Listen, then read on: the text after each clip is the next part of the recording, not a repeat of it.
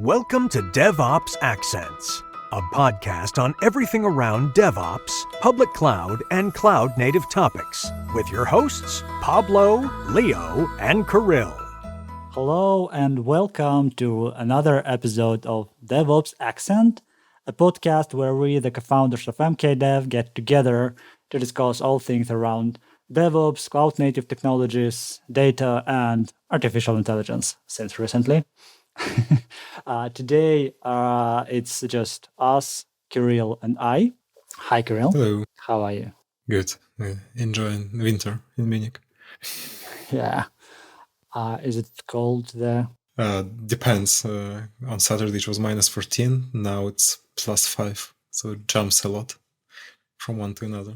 I can't imagine how it affects your roads like this. Today is one day is plus above zero, and the next day is minus. It's I can imagine it's all freezing and ice everywhere. Is the case? It makes life more adventurous because you never know what expects you the next day. It's not like in my hometown when from November till March, you know it's going to be cold and snow without any variation or any big variations. And in Munich, it's always, you never know, it could be plus 20 in December. It could be minus 10 in March. Yeah, I can relate. Usually it's cold and sad in hometown. Before we start, I'd like to make some announcement because there are some new articles and videos that we released this year. And we start this year by discussing how much you pay for your cloud infrastructure in your company, for yourselves, whatever. And we started with the first video of the year. Pablo discusses data ingress fees. What is that? How you paid for that? And if it's even, I don't know if it's even scam. He even called the video the biggest cloud scam. Go and watch it if you didn't see it, because we are going to discuss this with Kirill today. And I think that the main topic of this podcast would be discussing cloud, because another video that we released this year, just a few days ago, is Kirill suggesting 5 steps that you need to take to start with your own infrastructure in terms of cost optimization, what you need to do, where to find these settings, and why do you need them, and how they work. Very informative videos and very straightforward. You just go do this and you will be good to go. And another topic is Kirill published a very in-depth article on processing background jobs on AWS, Lambda versus how it works with Fargate and everything else in between. And we're going to discuss this as well with Kirill. But as usual, if you don't want to miss anything that is published, in articles or in videos, you always can go and subscribe to our bi-weekly newsletter, mkdev Dispatch. Everything we share, everything we learn, we publish in this newsletter for you to not miss. And if you find it interesting, just it will be available on your inbox every 2 weeks with everything that we released in between. Okay, starting with Pablo's video. I watched it and it's kind of very entertaining and it's kind of eye-opener, right? Because what's going on in the cloud infrastructure in cloud area in terms of costs sounds like kind of crazy, right? And when you look at this as Pablo described, it does look like a scam. And I was surprised to learn about this term, like data egress fees. And I read a bunch of articles about it. And all the articles, when you read those, this sounds like someone in the AWS or Google, they just decided what else we can charge our users for, and just let's slap the price on this, and we will charge for that. Like, if you want to leave us, give us money. It's like there is a joke: you pay $1 to enter, but you pay $2 to leave. And it's like it's kind of trap. Why is this a thing, in your opinion? The first obvious reason is because big cloud companies, they want to make money. So if they can make more money, they will make more money. That's probably the primary reason, right? There is no other reason why they charge money. It's because they want to make more money. But there is I can play the devil's advocate and think about why that's a reasonable way for the customer. Even though, we need to keep in mind that the only reason is to make more money. I understand that. Yeah, everybody needs to make money, but when we pay for web services, for internet, ICP provider, right? They have their expenses. They pay for using like cables that where the internet is running, right? And they pay to someone else, and they charge us for the internet. And when I think about like that, a company, AWS, for example, or whatever, any other cloud provider, they use their own infrastructure to run our data. Do they really have some expenses that they spend while they are running our own data, other than I don't know, maybe it sounds like amortization fee. Like, you used our hard drives, our process powers to run your data, and now you're leaving. Be so kind to compensate us for using these hardware, or maybe there's something else going on there, because I don't understand. I don't see if that they are charging this, how do you call it, data egress fee, just because they can. Well, if you're we are both old enough to remember that it used to be the case that when you have an internet, you have a fixed amount of data, right? And it's still the case for mobile data. Mm-hmm. So I remember for my first of my DSL connections, this would be like 100 or 200 gigs per month, this particular speed. Now it's common that you just don't have any limitation. But even I remember in one of my first contracts for internet in Germany, you would pay for a high-speed internet, but it would be like mobile. They would say you have 300 gigabytes per month. Afterwards, it's going to be reduced to some slow network connection like gRPC or whatever, the slowest one. And those contracts still exist. We just accepted the new normal is that you have unlimited amount of data. For cloud providers, it's not only what you say, like, yes, it's you pay for the data to leave the cloud, but in case of AWS, it's more complex because you also pay when the data goes from one AWS region to another. So if the data is going from Frankfurt data center of AWS to Ireland or Paris or Madrid or Milan, there's a charge. Even within AWS. Yes, and even worse, and that's one of the scammy part of this. Is the word scammy. Is that you also pay for the data transfer between different availability zones in the same region. So if you look at Amazon region, it's not really a data center. It's multiple data centers within the same physical location, same physical region.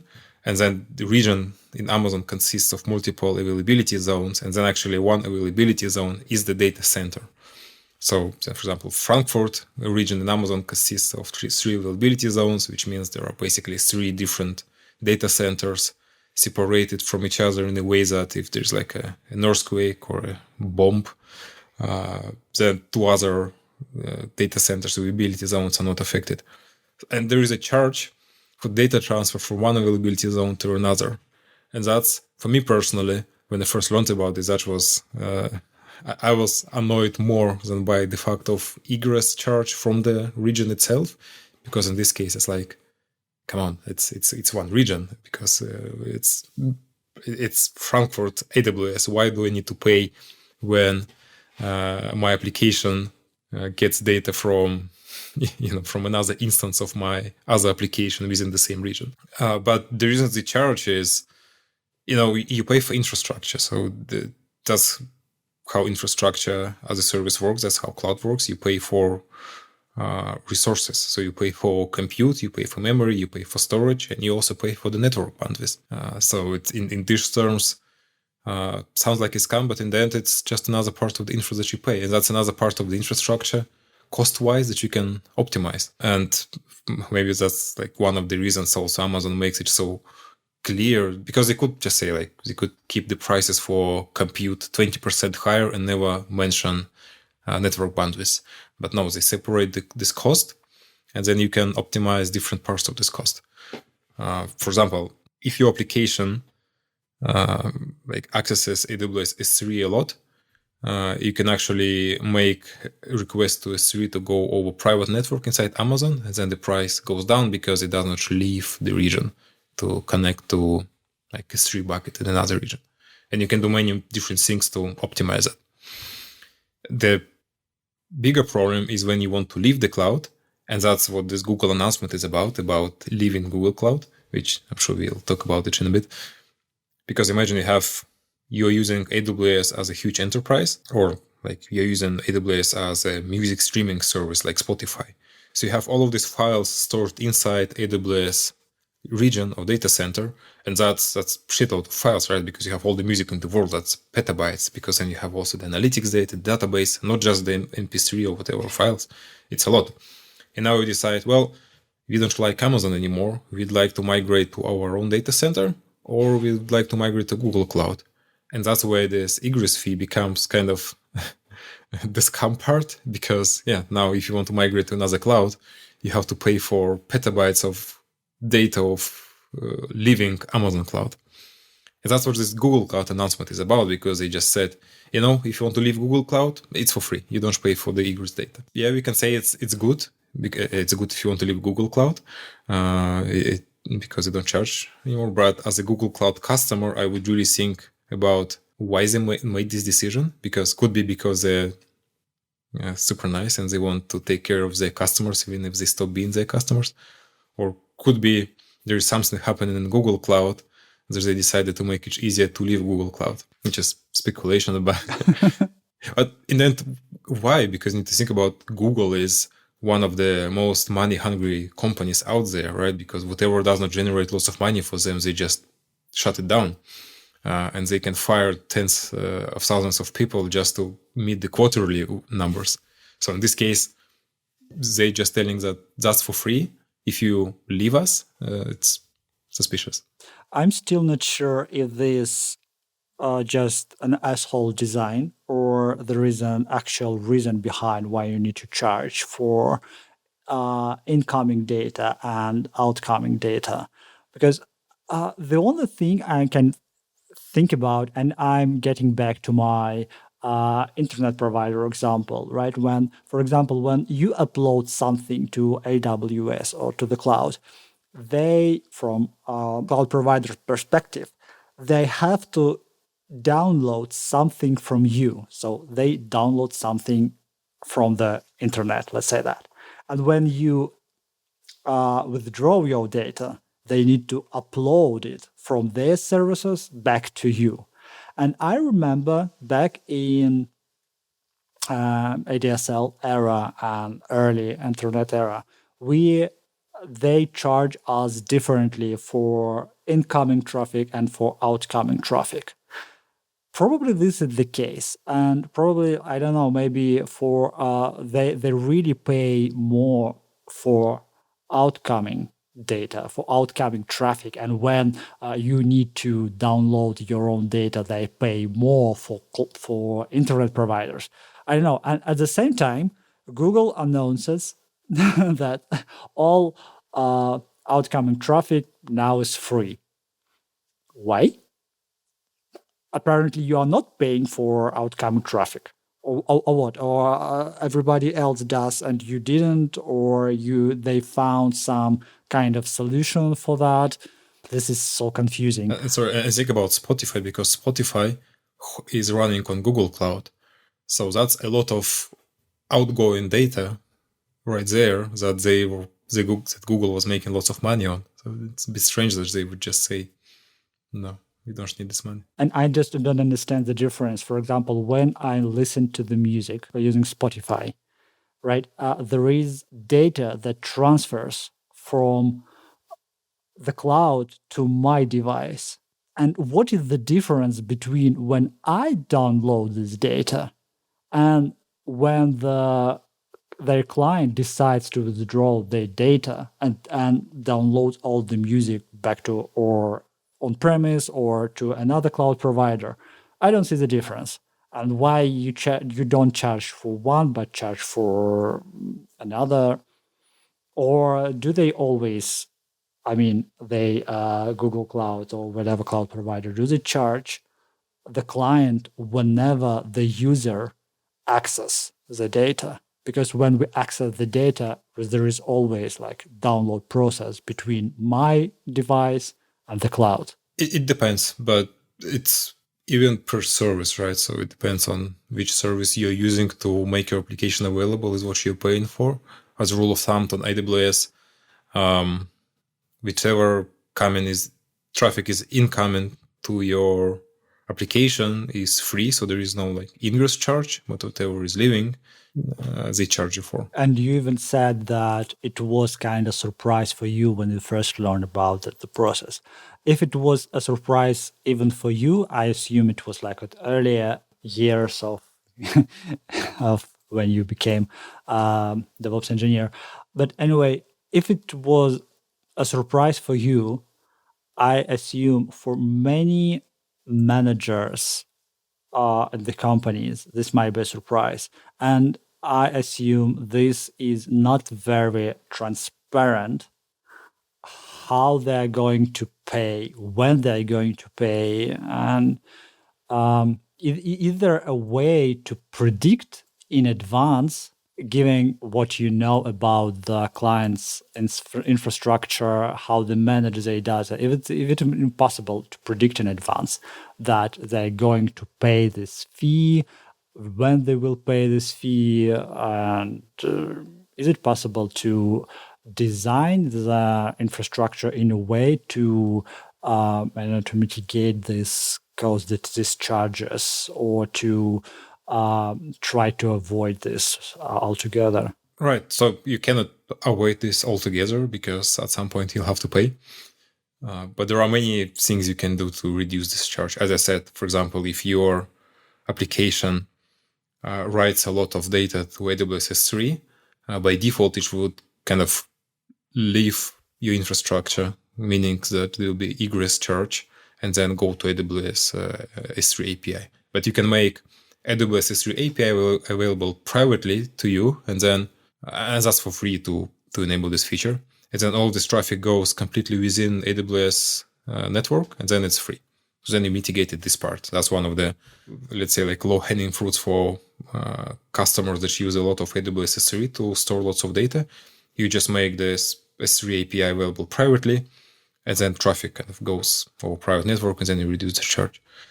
There are also differences between like if you share files over AWS S3 directly or via the CDN, like CloudFront, then it's different price. So you can say, okay, I have lots of, like, let's say you're an ebook store and you have lots of PDFs, and then it would be cheaper for you to source them over a CDN like CloudFront than over AWS S3 directly. So you really need to take it case by case, and you roughly can calculate those things because in the end, that's your data. So you know how much data you are sending. You probably cannot predict it exactly in terms of you don't know how much client traffic you get, but you can calculate like the cost of gigabyte for you. But it's still going to be a surprise for many people because in the end, there are many small charges depending on the use case that you need to know about. And the way you can control it is one of the topic of my latest video about the first steps you can do to make costs visible to you. Because there are many tools inside AWS that help you to see the cost and see the cost not 1 month later when everything already happened, but actually see the cost for particular hour and for previous day. So I think that the latest data you can get is basically like 12 to 20 hours old in case of Amazon. So if I would check now our mkdev costs, I would see how much we spent up till like maybe 6 p.m. yesterday, something like this. And the video shows what you can do about it. So it's not really cost optimization yet, but at least you make the costs transparent and you know where to look for the data. I saw the video. It's quite insightful, shows you where to go, how to enable it, what to track. And but even though it created, like, I have an impression that you need to be like a very skillful in this area, and this is not something that a new user that just started using AWS services, or even you might be kind of experienced in setting up infrastructure, but when it comes to costs,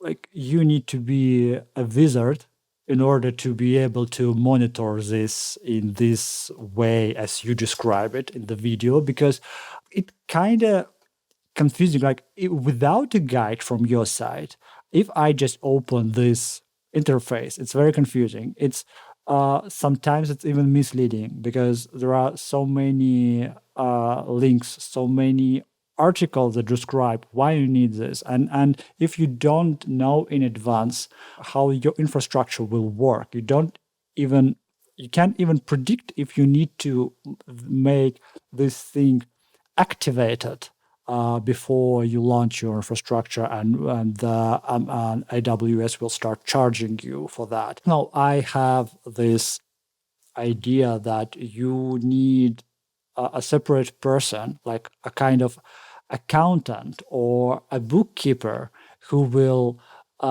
be sitting there looking at the monitor and clicking all these check boxes to make sure that you do not pay too much, and monitoring all the activity that happens. And one of the most interesting part of your video is when you discuss about anomalies.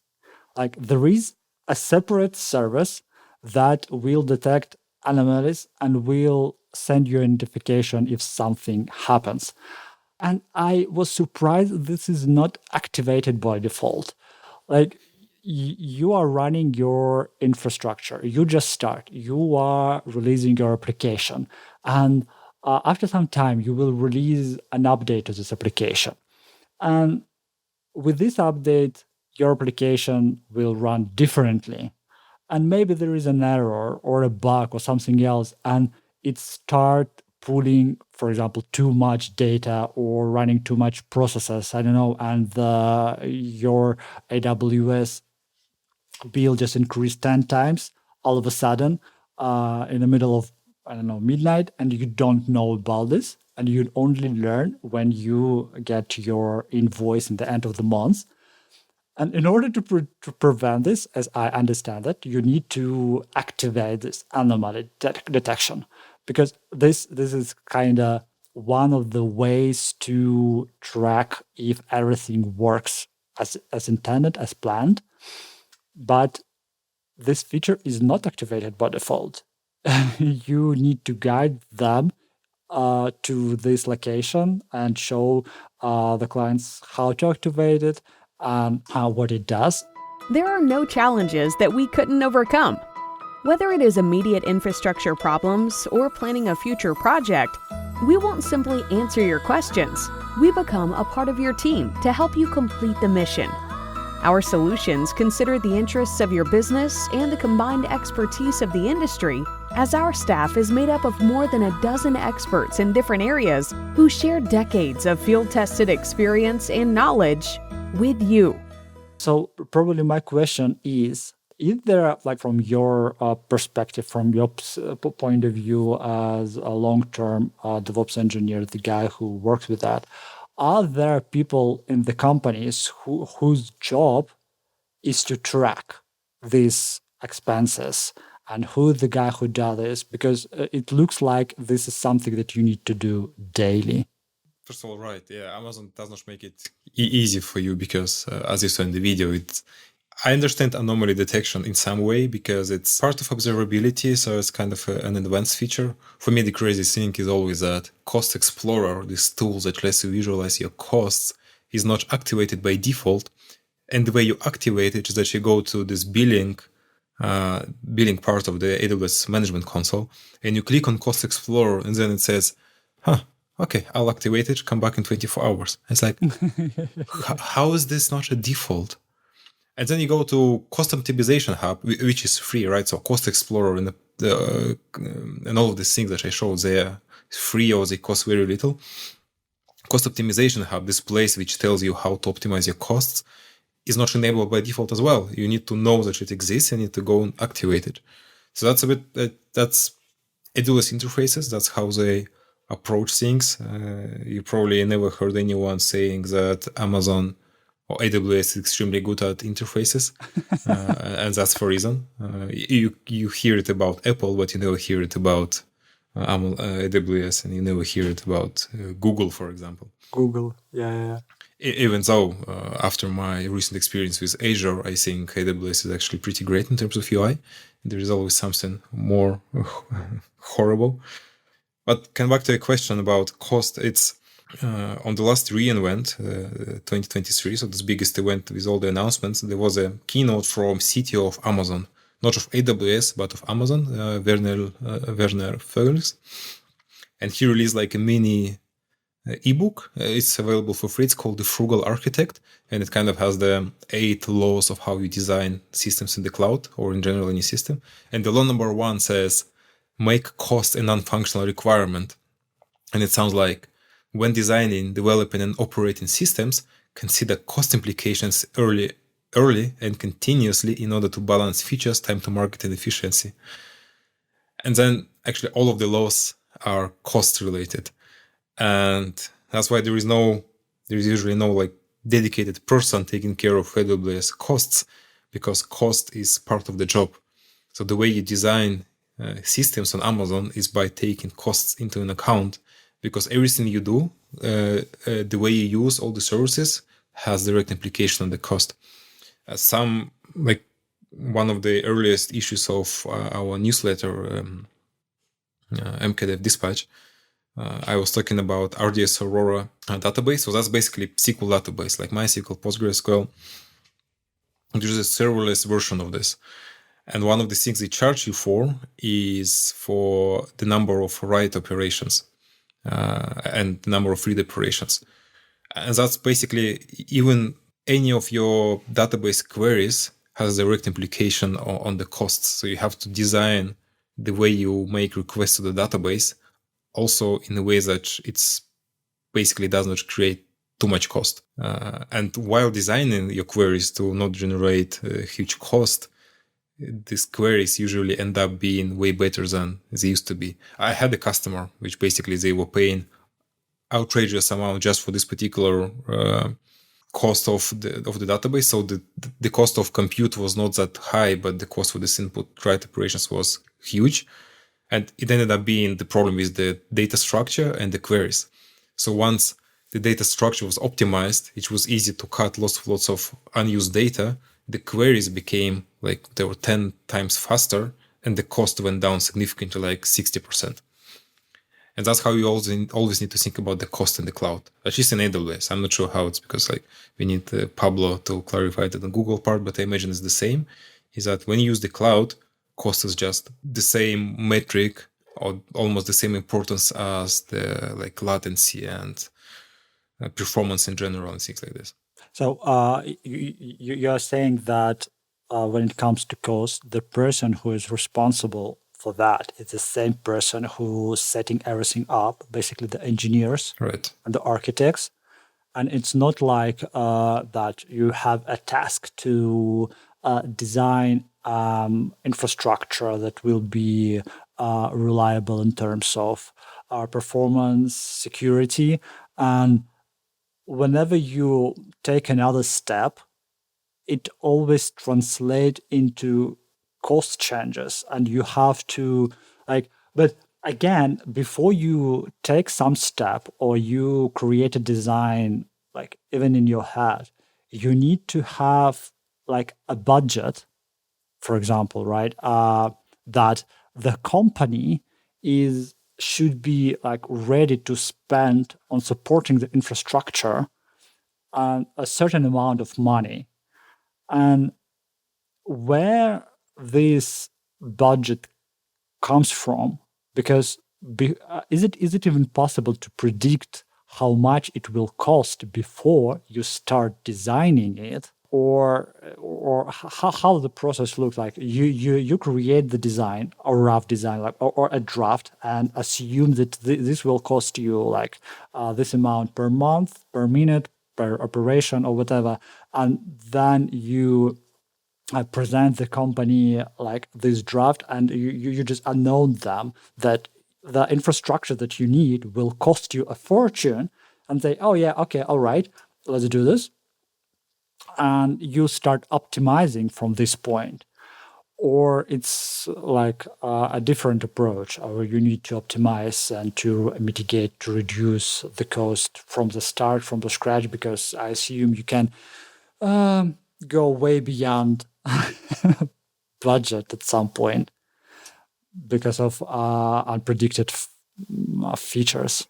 Yeah, I guess it depends a lot on the company, but usually there's the realization that the way you design your applications and cloud infrastructure has such a direct link to cost. It comes way after you started your infrastructure. And then the way it usually evolves, it depends on what kind of company you are. If you're a startup and you just started, you develop a new product, what happens quite often is that AWS has a startup support program, and they give, I don't remember how much, but then it depends on how lucky you are. And but I think by default it's $5,000 of free credit. So then you deploy your application for the first time in production. You don't pay anything because you have this credit, and then in 1 year you figure out how much all of this costs, and that's where you optimize, because you see, now we actually need to pay $2,000 per month.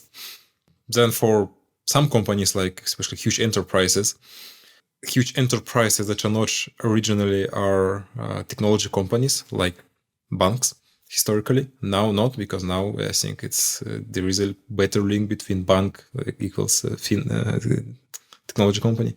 But before, the bank would say, well, we will start our digitalization journey. So we'll hire some people, organize some teams, and we will start running some stuff in the cloud.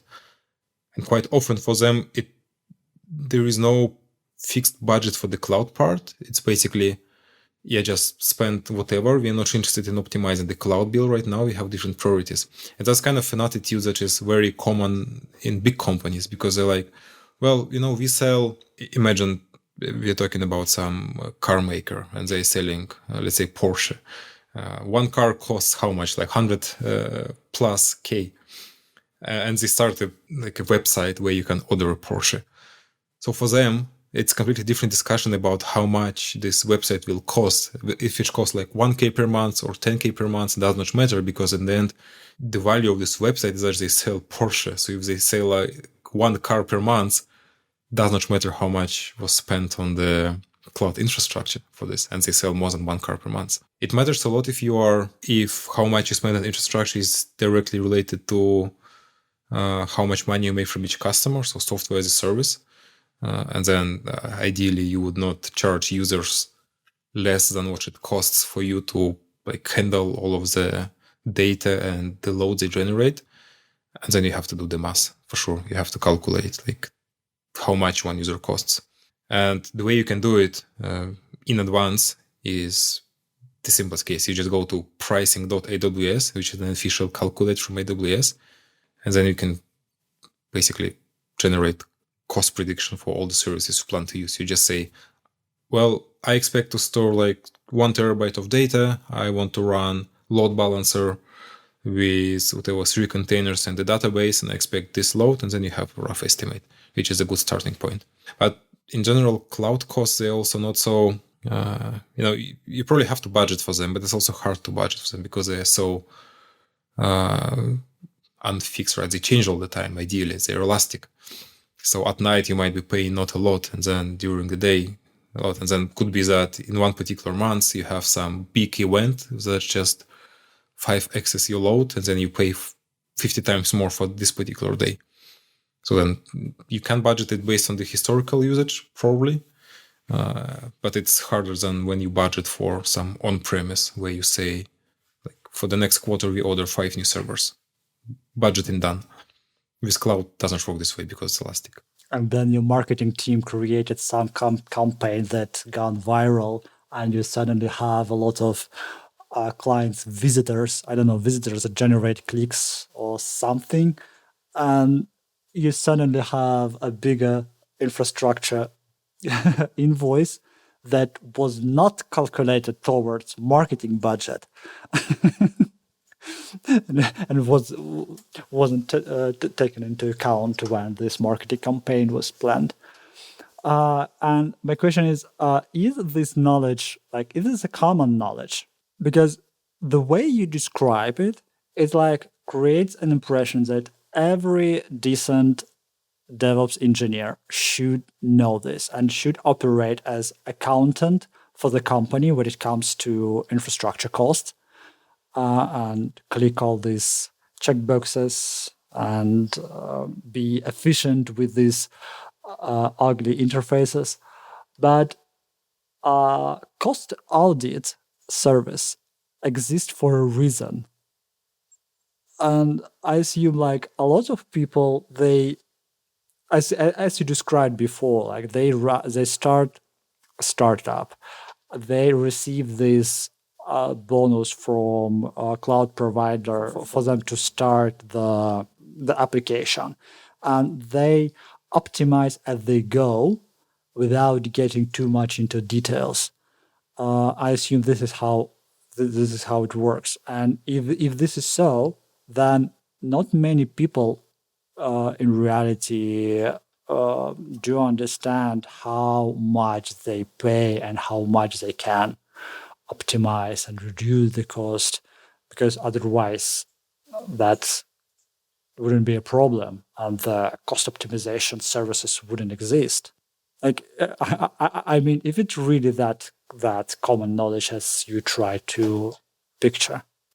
Yeah. I don't think it's a common knowledge. I think bootstrapped companies understand it better because they actually pay for everything from their own pocket.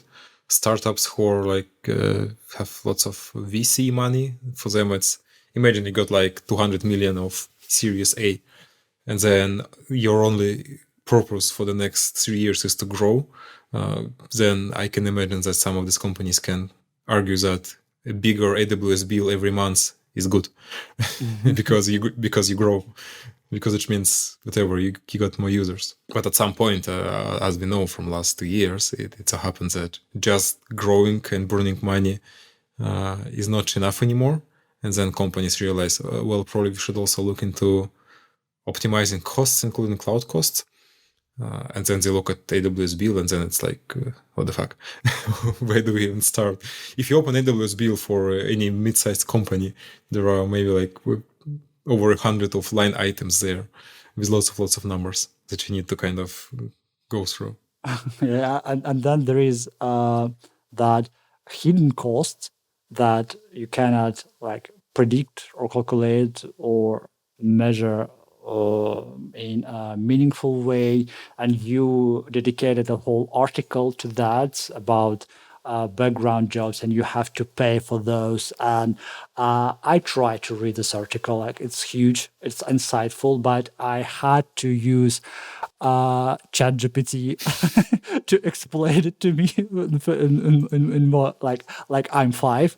Explain it to me what this article is about.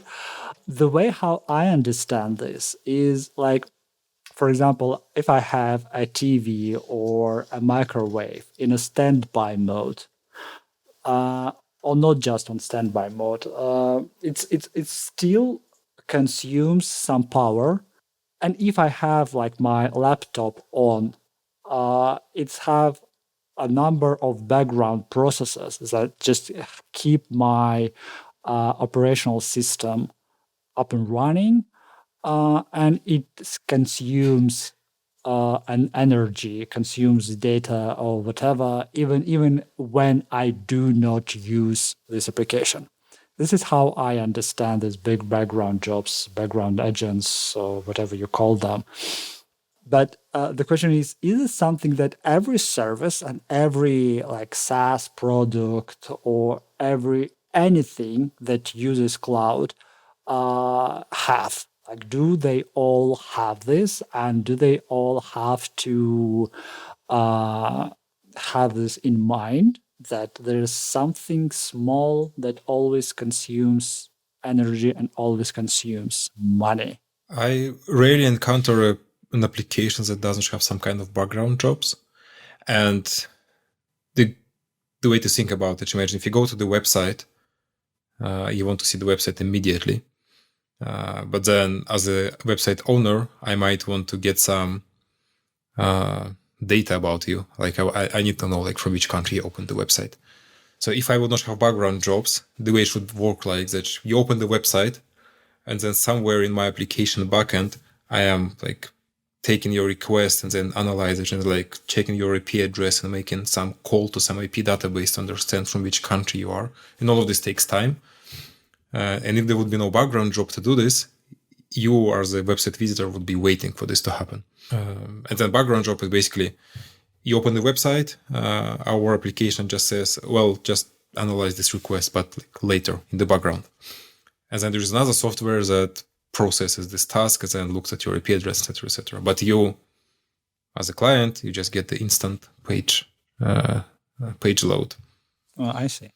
And that's again, I cannot think about that many applications that don't have it, like real apps like software as a service, etc. So basically, everyone have it and everyone have to pay.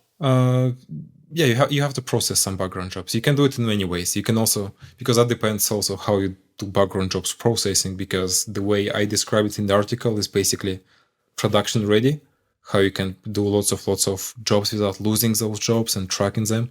But you could also say, well, just process background job like in a separate like computer process in the same server, and let's just hope nothing will happen to it. So you just kind of like this poor man's background jobs, which is often used in development environments, but in production not. But more or less, depending on the use case, you have like video encoding. Like when you upload the file to YouTube, there is some background job processing this file. Okay, now it makes much more sense to me. But while reading the article, like I had an impression that this whole article is about you trying to save $11 per month for mkdev, and I kind of feel like you spend more money trying to do that, and like you have to invest. First, you have to invest time into tracking these expenses. You have to invest time into checking some checkboxes and doing something in order to reduce the cost. And I assume you spend hours doing this, and you spend another hours into writing this article. Is it worth the fuss? Like, and for larger companies, when it comes to, because for mkdev, we have a tiny infrastructure compared to larger companies. Do they even need to do this in order to save $11 per month? Or when it comes to background jobs, they spend way more than mkdev spends? And like, I mean, what I'm trying to say, if there are a lot of sense for a larger company to track these tiny expenses rather than focusing on something that is more expensive or bigger in cost? Or is this smaller expense is something that usually costs them the most, and they usually slip out of your field of view?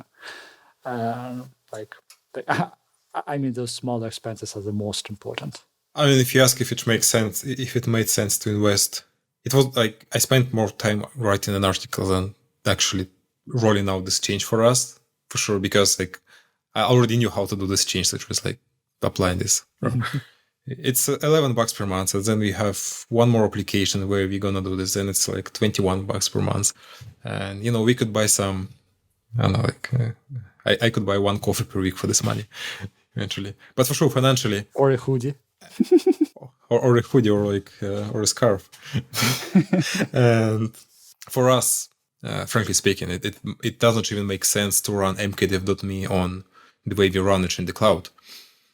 If we would not be a DevOps cloud native consultancy, I'd just use WordPress.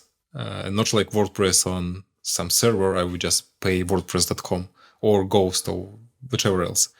We are doing it, and I know how this phrase in my head because it's iconic, and we like to do iconic shit. Because it's a good playground for us to verify stuff, because I cannot write such an article based on the customer data, right? Because the customer projects are customer projects, they're covered by NDA. But at the same time, I want to offer some good examples, and maybe $11 doesn't sound like a lot, but the principle, the concept is everything the same, even if you have 1,000 more jobs. In the article at the start, there's a tweet from some guy who basically switched from AWS Lambda to EC2, and you can see how the costs went down 2 times, and that was thousands per day, per month. It was quite a big optimization. So these things add up, and in terms of background jobs, it basically works regardless if it's something small like mkdev with a few thousand jobs per day, or if it's a huge company with lots of jobs.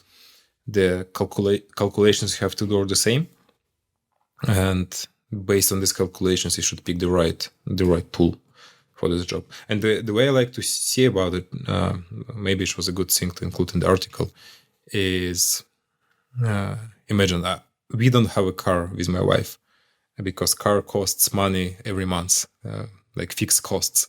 But we use lots of car sharing, and we rent cars a lot in the trips and to travel to nearby countries here. And when you do the math of how much you spend on car sharing and rental, it's certain amount of money, because then I rent there for 1 hour and then I rent for 3 days. And then I always compare, does it actually make sense for us now to lease a car or buy a car? What should be the monthly cost for owning a car and then using car sharing? And at some point, for sure, it would make more sense to own a car. And that's the same with these background jobs. So let's say AWS Lambda is like using car sharing all the time. It's more expensive per hour if you would own it, but if you use the car only 10 hours per month, it makes no sense to pay for your own car. And that's essentially the difference between running background jobs with Lambda and ECS.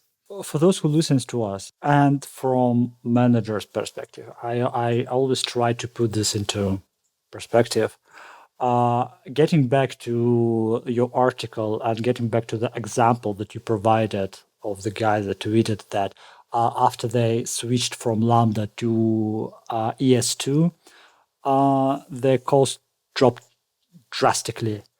But again, given that this is not a common knowledge that we discussed before, is there a way for DevOps engineers in the company or their managers, engineering managers, to know this in advance and to design the infrastructure so that it use ES2 from the start rather than relying on Lambda or other similar services? I mean, I think that if for ES, it would be a good marketing strategy or a campaign for them to promote these services for these background jobs, or I don't know, like how to invite people to use it, because you will be able to save a lot of money. And like how do you learn about such things? What do you need to do in order to educate yourself to be able to make such decisions that cost your company a lot of money? I mean, obviously, subscribe to our newsletter to learn about. Naturally. No.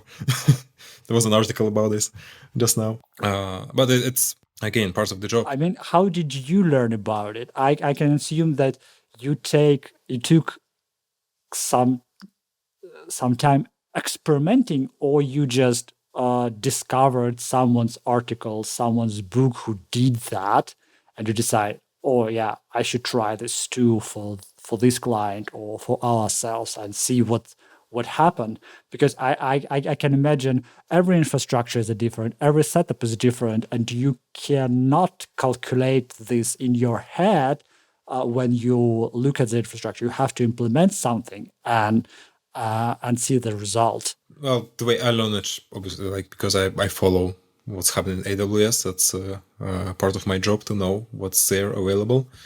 But there are basically some services that allow you to run software on AWS in a generic way, like Lambda being one of them, ECS, EC2, Kubernetes. And then each of them works in a different way, also in terms of pricing. But it's hard to know in advance how much it will cost you. But you need to be aware that in case of if you take AWS Lambda, it will cost you $0 when you start. Just like it will cost you nothing. And you need to know that if you take ECS and you want to export the application to the internet, you have to have a load balancer, then all of these costs add up. And that's for sure not common knowledge. You just need to know how to use AWS and learn how the platform works and what the platform offers. Luckily, in case of actually running software, there are not too many options on Amazon compared to, let's say, data-related services. So maybe if to run your applications, there are around 20 ways on Amazon. And to do something with data, there are around 100 ways right now on AWS. There was a joke in one of our videos about how many ways are out there to do something with data. Yeah, I recommend for small setups. Well, first of all, I don't recommend to use AWS in the first place or any cloud provider. If you just want to run some small, a hobby project or software as a service, don't use Amazon from the first day. It just adds unnecessary complexity. Use Heroku or use whichever other more modern platform as a services out there, because you will just spend lots of time on all of those things that we're just discussing. You need to get to the point where you need something like AWS. It's easier to just use existing platform as a service solutions instead. I try my best to make it look like it's easy to understand, and there are ways to get your head around this. But the more the more I learn, the more complex and complicated this topic looks to me. But again, for those who listen to us, I really, really recommend to go and to watch the video that Kirill created about those 5 steps, how to reduce the costs of your AWS, and to read this article. And on top of that, we have our own cost optimization services.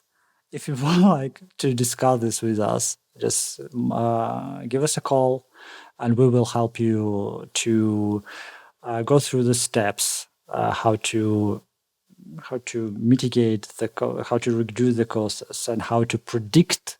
Because this, what scares me the most, when the Kirill repeated multiple times, it's hard to predict how much it will cost when you start, and this is scary. This is scary for any manager, for any company, and you need to take a lot of attention to this. So anyway, give us a call and we will discuss your course with you. And if you learned something new today, give us a like, share this episode with your colleagues, and send us your questions by replying to mkdev dispatch emails that you have on your inbox, and we will include this into our articles, into our podcast episode. We will discuss it with you in this format. Anyway, Kirill, thank you for joining me today. Thank you for sharing this information with us. It was very insightful, very helpful. And thank you for everyone who listens to us for tuning in. And don't forget to tune in for the next episode in 2 weeks. See you. Adios. Do you think your project infrastructure is well set and maintained? We know for sure there is always room for improvement. If you are uncertain where to begin, let's first do an audit of what you already have. We will review your setup from every angle: performance, cost, security, high availability, and automation, and provide you with a detailed roadmap of which direction your infrastructure should go, generate concrete tasks for you to implement, or even take on your infra entirely, if you let us, of course.